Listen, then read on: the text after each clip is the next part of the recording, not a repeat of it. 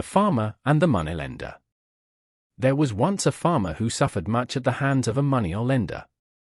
Good harvests, or bad, the farmer was always poor, the moneylender rich.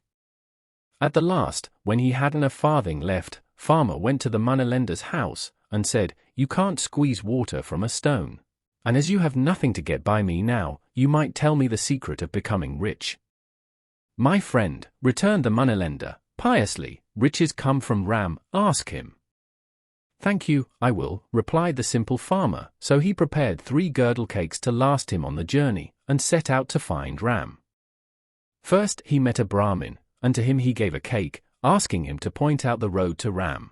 But the Brahmin only took the cake and went on his way without a word. Next the farmer met a jogi or devotee, and to him he gave a cake without receiving any help in return.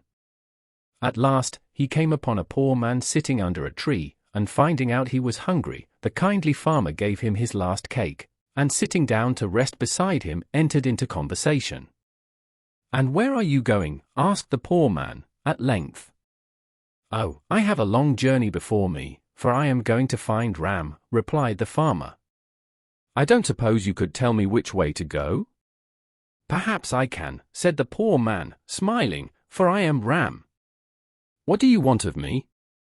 Then the farmer told the whole story, and Ram, taking pity on him, gave him a conch shell, and showed him how to blow it in a particular way, saying, "Remember, whatever you wish for, you have only to blow the conch that way, and your wish will be fulfilled. Only have a care of that moneylender, for even magic is not proof against their wiles." The farmer went back to his village rejoicing. In fact, the moneylender noticed his high spirits at once, and said to himself, "Some good fortune must have befallen the stupid fellow, to make him hold his head so jauntily." Therefore he went over to the simple farmer's house, and congratulated him on his good fortune, in such cunning words, pretending to have heard all about it, that before long the farmer found himself telling the whole story, all except the secret of blowing the conch, for, with all his simplicity, the farmer was not quite such a fool as to tell that. Nevertheless, the moneylender determined to have the conch by hook or by crook, and as he was villain enough not to stick at trifles, he waited for a favorable opportunity and stole the conch. But, after nearly bursting himself with blowing the conch in every conceivable way, he was obliged to give up the secret as a bad job. However, being determined to succeed, he went back to the farmer, and said, "Coolly, look here, I've got your conch, but I can't use it. You haven't got it, so it's clear you can't use it either. Business is at a standstill unless we make a bargain. Now, I promise to give you back your conch, and never to interfere with your using it, on one condition, which is this: whatever you get from it, I am to get double." "Never," cried the farmer, "that would be the old business all over again." "Not at all," replied the wily moneylender, "you will have your share.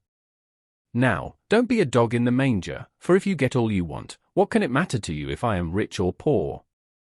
At last, though it went sorely against the grain to be of any benefit to a moneylender, the farmer was forced to yield, and from that time, no matter what he gained by the power of the conch, the moneylender gained double. And the knowledge that this was so preyed upon the farmer's mind day and night, so that he had no satisfaction out of anything. At last, there came a very dry season, so dry that the farmer's crops withered for want of rain. Then he blew his conch, and wished for a well to water them, and lo! there was the well, but the moneylender had two beautiful new wells. This was too much for any farmer to stand, and our friend brooded over it, and brooded over it, till at last a bright idea came into his head.